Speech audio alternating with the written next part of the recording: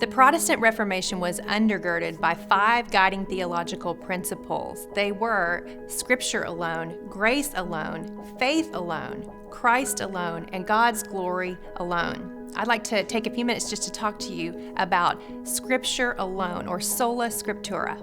It was an important principle for the Reformers to articulate because the Catholic Church said that equal authority could be invested in the words of the Pope, in the traditions of the Church, and also in the Scriptures. And what the Reformers wanted to make clear was that the Scriptures were always our primary source of authority, and that anything else, whether it was councils or creeds or what someone dreamed in a dream, or if someone said an angel had made a revelation to them, that all of these things would only be considered at best secondary sources of authority, always measured against what the Scriptures themselves had to say.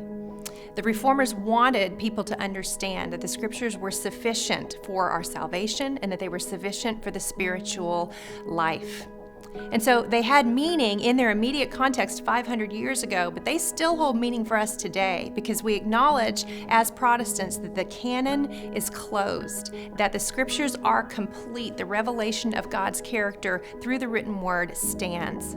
So that if anyone comes to us and says, an angel told me this or an apostle told me this, we can know that the truthfulness of that message could only be measured against the Scripture itself.